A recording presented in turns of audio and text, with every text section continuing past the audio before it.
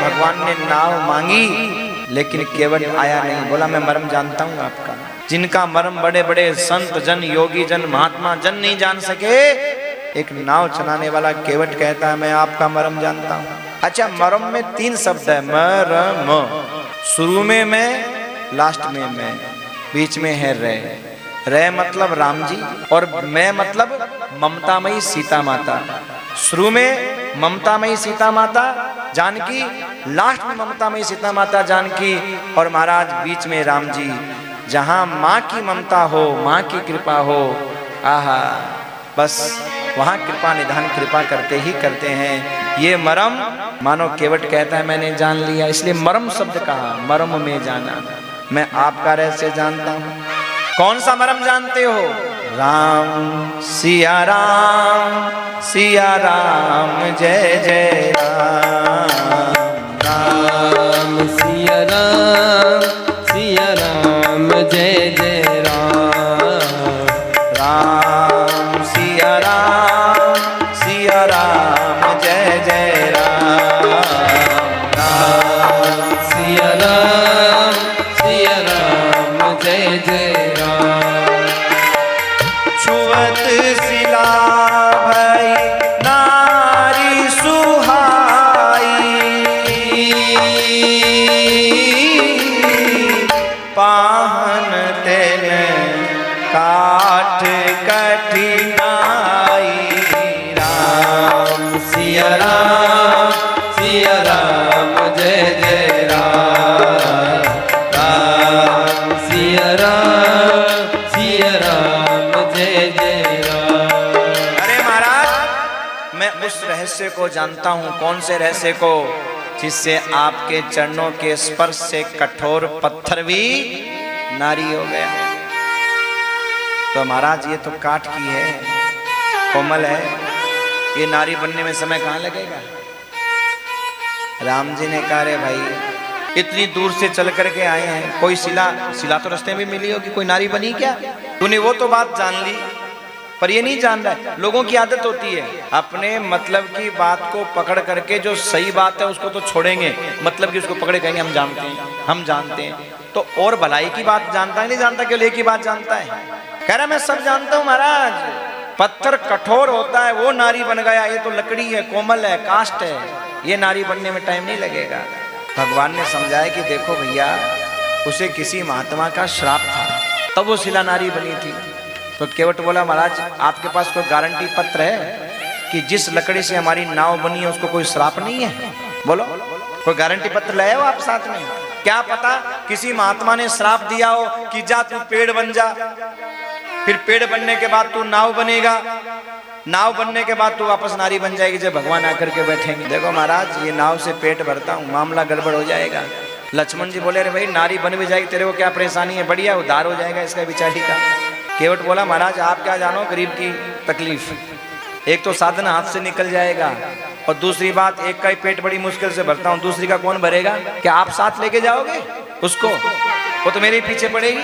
नहीं महाराज, मैं बिल्कुल भी रिस्क नहीं ले सकता, बिल्कुल भी। मैं आपको नाव में बिल्कुल नहीं बैठने दे सकता। अच्छा एक बात देखो, यहाँ चरण धोने की कोई समस्या नहीं है। भगवान राम के अगर वो चरण जल ला करके धोता तो क्या राम मना करते क्या? जरा विचार करो, समस्या यहाँ किस बात की है वो देखो आप। चरण धोने वाली कोई समस्या ही नहीं। राम जी के चरण अगर वो जल ला करके धोता तो महाराज कोई समस्या नहीं थी। पर केवट क्या कह रहा है, महाराज जरूरत आपकी है इसलिए मैं चरण क्यों दूं, आप मुझे बोलो कि मेरे चरण दो। लड़ाई इस बात की है। केवट क्या कह रहा है, मुझे कहो कि मेरे चरण दो। लड़ाई इस बात की है। भगवान का भाई तू धोले, कह नहीं नहीं ऐसे बोलो मेरे चरण दो और तब मैं चरण धो करके आपको बिठाऊं, और नहीं तो पास में ही महाराज यहाँ आधा आधा कमर जितना पानी है, निकल जाओ। तो लक्ष्मण जी ने कहा ठीक है तू बता क्या, चल बता क्या, कहाँ पर है, हम निकल जाएंगे, जा बता क्या। तो केवट बोला वाह ये काम भी मैं ही करूं, सुबह सुबह धंधे का टाइम है? इतने लोग खड़े हुए हैं, मैं तुमको बताने के लिए जाऊंगा, मेरा तो धंधा ही खोटी हो जाएगा सुबह सुबह। पहली बार ही तो कोई मिला है मेरे को, और वो भी ऐसा ग्राहक मिला है जिसको बताने के लिए जाऊंगा, और मैं इतनी दूर मैं नहीं जाऊंगा, चले जाओ अपने आप ही। और सुनो, आपको बताऊंगा, सबको पता चल जाएगा तो सब वहीं से जाएंगे, मेरी नाव में कौन बैठेगा? मैं ऐसा रिस्क नहीं लूंगा महाराज, मैं नहीं बताऊंगा। हाँ, ये उपाय मैं नहीं बता सकता आपको, आप बस इतना कह रहा हूं, आप चले जाओ। मैं आप पर दया करके बता रहा हूं, आप चले जाओ। और अगर आप मेरी नाव में बैठना चाहते हो तो आपको मुझे बोलना पड़ेगा। और भगवान महाराज बोलना नहीं चाहते कि तो मेरे चरण दो। भगवान ने देखो घुमा करके ये बात तो कही, देख जैसे हो तेरी नाव में बैठने में समस्या नहीं हो, तू वो काम कर ले। बोले ना ना, घुमा के मत बोलो, सीधे सीधे बोलो कि मेरे चरण दो। भगवान कह रहे भाई तू ऐसा क्यों कर रहा है? बोले देखो महाराज, जरूरत आपको है, जरूरत मुझे नहीं है, और जिसको जरूरत होता है ना उसे बोलना ही पड़ता है। तो लक्ष्मण जी ने धनुष उठाया, बाण दिखाया, तो महाराज वो केवट कहने लगा ये दिखाने की आवश्यकता नहीं है। पद कमल धोई चढ़ाई नावन, नाथ उतराई चहो, मोहि राम रावुर आन दशरथ, सपत सब साची कहो।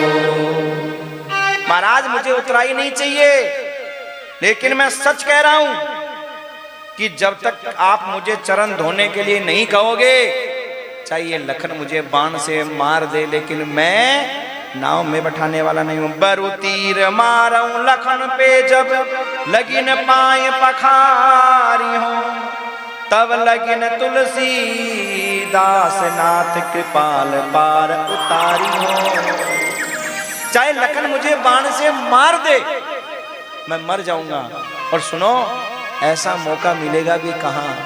आपके दर्शन, लखन का बाण और गंगा जी का तीर, मेरा तो कल्याणी कल्याण है महाराज, भले ही मार दो, लेकिन जब तक मैं बिना पांव धोए आपको जाने नहीं दूंगा, नाम में बिठाऊंगा नहीं। मोहि राम रावुरी आन दशरथ, सपत सब साची कहो। अगर इसका अर्थ सीधा सीधा देखा जाए तो जैसे ऐसे कह रहे हैं कि आपकी सौगंध, आपके बाप की सौगंध, मैं बिना आपको चरण धोए बैठने दूंगा ही नहीं। अच्छा एक बात देखो, कसम भी इंसान खाता है तो सामने वाले की खाता है, अपनी कभी नहीं खाता। ये सौगंध खाने वाले जितने भी है ना, आप कभी भी देखना ऐसे बोलते तुम्हारी सौगंध, तुम्हारे बाप की सौगंध है। और केवट भी क्या कह रहा है? मोहि राम रावुरी आन दशरथ, सपत सब साची कहो। आपकी सौगंध, आपके बाप की सौगंध, पर बिना पैर धोए नहीं जाने दूंगा। और आज भी लोग ऐसा ही करते हैं।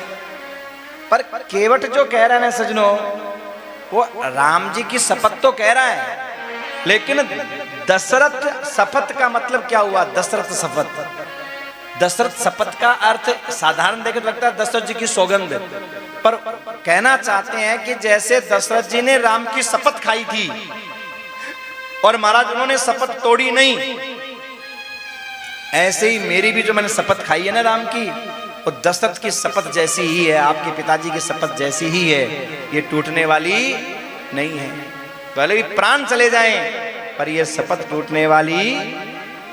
सुन केवट के बेन प्रेम लपेटे अटपटे, बियसे करुणाए चितई जानकी लखन तन। राम जी उस केवट के बैन सुनकर के और लखन और जानकी की तरफ देख करके हंसे।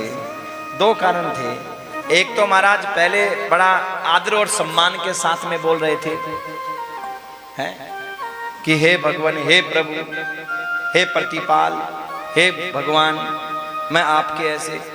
और महाराज जैसे लखन ने तीर वीर बाण बाण दिखाया तो चाहे जो कुछ करना है कर लो, जैसे करना हो कर लो, सौगंध खा कर कहता हूं मैं नाव पे नहीं बिठाऊंगा। वो मान श्रीमान सब खत्म। जैसे दो व्यक्ति ट्रेन में चढ़ने के लिए एक दूसरे से कह रहे श्रीमान जी आप चढ़ो, नहीं नहीं नहीं नहीं भगवान आप चढ़ो, कहने नहीं श्रीमान आप चढ़ो। अब ट्रेन थोड़ी देर के लिए रुकी थी महाराज, दोनों श्रीमान श्रीमान श्रीमान करते करते एक दूसरे को दोनों नहीं चढ़े और ट्रेन चल दी। और जैसी ट्रेन चलती तो चलती, दोनों को ऐसा गुस्सा आया, श्रीमान श्रीमुन तो गया चूल्हे भाड़े में, दोनों लगे दूसरे को गाली देने, तेरे कारण ट्रेन छूटी है, वो कहे तेरे कारण ट्रेन छूटी है। तो महाराज कई बार व्यक्ति जो श्रीमान वाली बातें बोलता है वो बोलता है खाना पूर्ति में, अंदर में कुछ और होता है और ऊपर से केवल श्रीमान श्रीमान करता रहता है, और महाराज मन में कुछ और ही चलता रहता है। पर जब संकट का समय आता है तब व्यक्ति की असली पहचान होती है। एक व्यक्ति महाराज सारी भाषाएं बोल लेता था और वो सबसे कहता था बताओ मैं कहाँ का हूँ, बताओ मैं कहाँ का हूँ। कोई पकड़ ही नहीं पाए महाराज। क्यों? क्योंकि अच्छी मारवाड़ी बोले, अच्छी बंगाली बोले, अच्छी अंग्रेजी बोले, अच्छी नेपाली बोले, अब कौन पकड़े उसको। सबसे कहे कि मुझे बताओ मैं कहाँ का हूँ, बताओ मैं कहाँ का हूँ। एक दिन क्या हुआ, वो सो रहा था और महाराज जैसे ही सो रहा था तो एकदम ठंडी का टाइम था और एकदम ठंडा ठंडा पानी सोते हुए के ऊपर ला करके डाला, और जैसे ही डाला, जैसे ही संकट की घड़ी आई, उड़ी बाबा की कोड़वे, साले बंगाली खड़ा हो। तुरंत महाराज उसकी असली भाषा सामने आ गई। मतलब कहने का मतलब क्या है, व्यक्ति संकट के समय, मुसीबत के समय और ये सारी श्रीमान और सारी अपनी जो बनावटी जो बातें हैं ना, सब भूल जाता है, फिर वो असली बात बोलता है।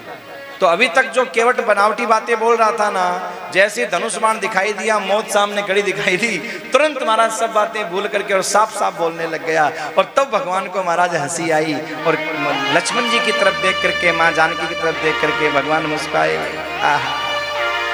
भगवान अंत में महाराज कहने लगे कि ठीक है भैया, अगर तेरी यही इच्छा है तो एक काम कर, बेगियानु जल पाय पखारू,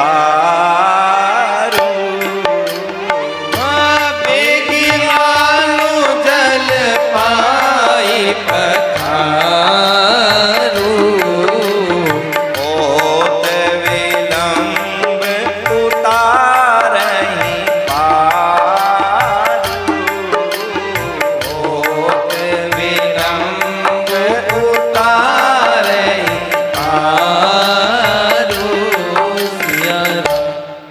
अब केवट जो सुनना चाहता था, भगवान ने वही कहा कि ठीक है भाई, एक काम कर, तू लिया जो जल लाना है, तेरे को पानी लाना है, जा। नाव तेरी जिससे ना जाए, जल्दी पानी ला और तू पैर धो ले। भगवान ने स्वयं कहा है। केवट तो यही कहना चाह रहा था ना कि आप बोलो मेरे पैर धो, और भगवान ने क्या कहा कि भैया पाए पखारू, तू ऐसा कर जल्दी से जल ला, मेरे पैर धो ले भाई, लेट मत कर, समय बहुत देरी हो रही है, हमें आगे जाना है। केवट बोला महाराज आपको काहे की देरी हो रही है, 14 वर्ष बिताने, यहीं बिता लो, कौन सा ड्यूटी थोड़ी जाना है आपको, 14 वर्ष बिताने ही तो है, कहीं बिताओ। और दूसरी बात, जब केवट चरण धोने लगा तो सजनों गंगा जल नहीं लेके आया। ये देखो गंगा जी पास नहीं थी पर गंगा जल नहीं लाया। क्यों? बोले गंगा जल तो वैसे ही पवित्र है, गंगा जल से क्या चरण धोने महाराज, ये तो इन्हीं के चरणों से निकली हुई है। दूसरा जल लेकर के आया, और देखो बर्तन तो और भी रहे होंगे, लेकिन धोया किसमें? कठोता। कठोता वो था जिसके अंदर ये आटा लगाया करते थे महाराज, रोटी बनाते समय, जो काठ का बना होता है ना कठोता, जिसमें पहले पुराने जमाने में आटा उसी में लगाते थे, वो लेकर के आया। क्यों? बोले भगवान के चरणों का जल काठ सोंख लेता है, सोंख लेगा, और इसमें जब जब आटा लगाया जाएगा तो भगवान के चरणामृत की प्रसादी सबको प्राप्त होती रहेगी। महाराज जल लेकर के आया और एक पैर धोया तो दूसरा महाराज जमीन में रख लिया वापस। केवट बोला महाराज ये क्या? तो बोले मैं क्या करूं भाई, मैं पैर तो अब एक पैर पे कैसे खड़ा रहूं बताओ, एक पैर पे खड़ा कर कैसे रहूंगा? तो कहा एक काम करो, मेरा सर पकड़ लो। दोनों हाथों से भगवान ने सर पकड़ लिया। क्या करें, बात माननी पड़ रही है महाराज। दोनों हाथों से सर पकड़ लिया और महाराज एक पैर पर खड़े हो गए और फिर दूसरा चरण धो लिया। तो केवट ने अपने हाथों पर चला करके, महाराज पैर नीचे मत रखना, हाथों पे चला करके, और महाराज लेकर के नाव तक गए। नाव में बिठाया और महाराज नाव में बिठाने के बाद में गोल गोल घुमाने लगे। और महाराज मेरी नैया में लक्ष्मण राम गंगा मैया धीरे बहो, मेरी नैया में लक्ष्मण राम गंगा मैया धीरे चलो। धीरे बहो माँ धीरे बहो, धीरे बहो माँ धीरे बहो, मेरी नैया में लक्ष्मण राम गंगा मैया धीरे बहो, मेरी नैया में लक्ष्मण राम गंगा मैया धीरे बहो।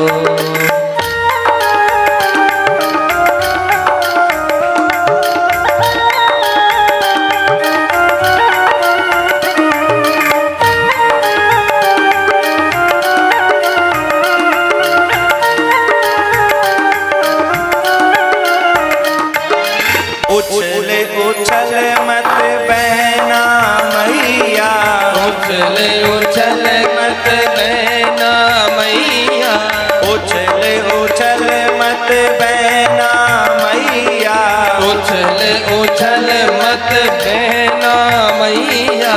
राम लखन संग सीता मैया, राम लखन संग सीता मैया, उन्हें लगाओ पार गंगा मैया धीरे बहो, उन्हें लगाओ पार गंगा मैया धीरे बहो।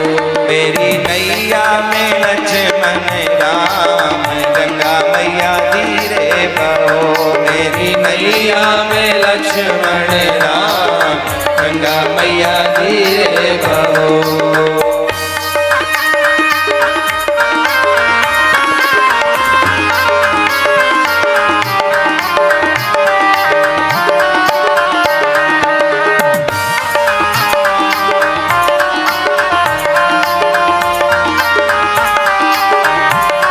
बोलो गंगा मैया की जय। महाराज पार नहीं कर रहा है, गोल गोल चक्कर कटवा रहा है, पार लेके नहीं जा रहा है। मेरी नैया में लक्ष्मण राम गंगा मैया धीरे बहो।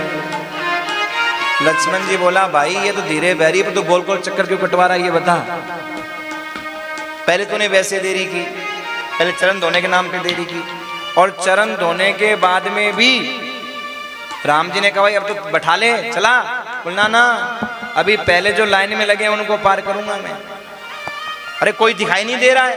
बोले आप बड़े आदमी हो, आपको कौन दिखाई देगा, आप तो बड़े आदमी हो, छोटे छोटे दिखाई देंगे, पर मुझे दिखाई दे रहे हैं। कौन? बोले मेरे वो पितर जो लाइन में लगे हुए हैं महाराज भव पार जाने के लिए। और आज ये ऐसा मौका मिला है कि इन चरण जल के द्वारा मैं पहले अपने पितरों को पार करूंगा और फिर महाराज आपको पार उस जल के द्वारा महाराज, क्योंकि वो जो भगीरथी गंगा है वो भी भगवान के चरणों से प्रकट हुई है। और आज भगीरथ की तरह ही इस केवट ने भी भगवान के चरणों से एक गंगा प्रकट की है, जिसके द्वारा अपने पितरों को पार किया है, उद्धार किया है। जैसे भगीरथ ने गंगा माँ का प्राकट्य करके अपने पितरों का उद्धार कर दिया, ऐसे ही आज केवट ने भी एक नई गंगा जमुना प्रकट करके और महाराज अपने पितरों का कल्याण। लक्ष्मण बोला भाई तूने देख वहां भी देरी की, अब तो पार कर दे, चक्कर कटवा रहा है। केवट बोला महाराज आप क्या कम चक्कर कटवाते हो, है? जीव भी यही सोचता है कि भगवान पार कर दे, भगवान पार कर दे, पर छोटी सी गलती हुई, छोटी सी बात हुई, फिर दुनिया में चक्कर कटाने भेज देते हो। ये 84 के चक्कर काटते काटते आदमी परेशान हो जाता है। मैंने अभी तो 84 के चक्कर तो कटवाए ही नहीं है। चक्कर काटने में कितनी परेशानी होती है ये आपको समझना चाहिए। भगवान बोले भाई मैं तुझे आशीर्वाद दे रहा हूं, तेरे परिवार को कभी 84 के चक्कर नहीं काटने दूंगा, तू तो पार कर दे। और अंत में महाराज पार किया, और जैसे ही पार किया उतरी ठाड़ भय सुर शरीरेता, उतरी पार भय सुर शरीरेता,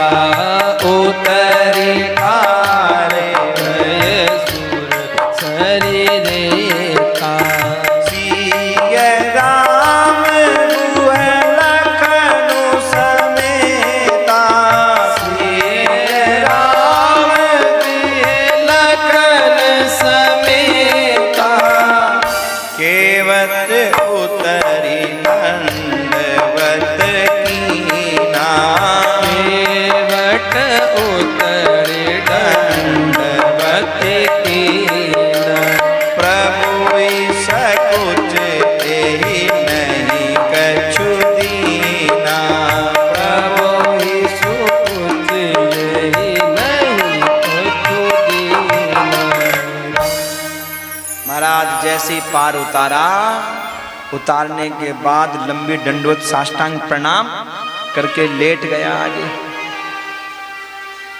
और लेट गया। अब भगवान आगे बढ़े कैसे? कोई तुम्हारे चरणों में सो जाए, अब कैसे आगे बढ़ोगे? हमारा चरण पकड़ के सो रहा है तो। लक्ष्मण जी बोले ये क्या है? बोले भगवान को रोकने का उपाय। बोले पहले वैसे रोक रहे थे, वैसे पढ़ के रोक रहे हो? बोले महाराज पहले आपकी जरूरत थी इसलिए मैं ठड़ाई से रोक रहा था, पर अब मेरी जरूरत है रोकना, इसलिए मैं दंडोत प्रणाम करके रोक रहा हूँ। अब मुझे पता है कि मैं जैसे पहले रोक रहा था वैसे नहीं रोक पाऊंगा, इसलिए मैं आपको प्रणाम करके दंडोत करके और थोड़ी देर और रोकने की कोशिश कर रहा हूँ। भगवान मन मन सोच रहे हैं कि मैंने इसको कुछ दिया नहीं, बेचारे ने पार किया, इसकी रोजी रोटी का काम है, सुबह सुबह का ही हमारा समय है, मन ही मन सोच रहे थे। अब सजनों देखो, इंगित कोविदा पत्नी इसको कहते हैं कि पति के चेहरे के भाव को पढ़ करके समझ जाए महाराज कि ये क्या चाह रहे हैं। और पिय ही की सिय जान निहारी, मन मुद्री मन मुदित उतारी। और धीरे से महाराज वो मुद्रिका पति को पकड़ा दी कि लो महाराज दे दो।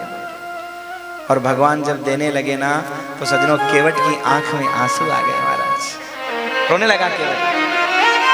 और रोता हुआ क्या कहता है? प्रभु मैंने इसके लिए पार थोड़ी उतारा है आपको, नाई से ना नाई ले, धोबी से ना धोबी ले।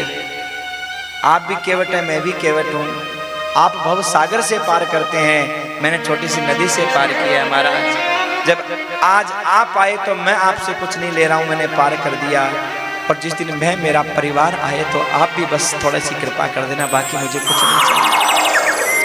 भगवान ने जब इस दिन नहीं, केवट तुम लो, केवट लो। केवट हाथ जोड़ के कहता है भगवान अगर मैंने ये ले लिया ना तो नरक में भी जगह नहीं मिलेगी। क्यों? बोले आपके चरण धोने का 2 लोगों को सौभाग्य मिला। एक जनक जी को, दूल्हे के चरण धोए जाते हैं महाराज। एक जनक जी को सौभाग्य मिला जिन्होंने आपके चरण धो करके और अपनी पुत्री प्रदान की और आपको कुछ दिया। पर महाराज एक मैंने चरण धोए, अरे मैं कुछ आपको दे तो नहीं सकता, पर जिस पुत्री को राजा जनक ने कुछ दिया मैं अपनी पुत्री के हाथ से उतरवा लूं? अरे धिक्कार है मेरे जीवन को अगर मैंने ये मुद्रिका ली तो महाराज। मुझे कुछ नहीं चाहिए महाराज, बस इतनी कृपा कर देना कि जब आप लौट करके आओ ना तो बस आप मेरी नाव में बैठ करके वापस जाना सरकार, बस यही प्रार्थना है। भगवान ने बहुत कहा नहीं देखो केवट हमारी संतुष्टि के लिए ले लो, कि नहीं महाराज अब तो नहीं लूंगा। लौटते समय आप जब मेरी नाव में बैठो और आप जो मुझे दोगे मैं उसको प्रसाद समझ करके अपने सिर पे धारण कर लूंगा।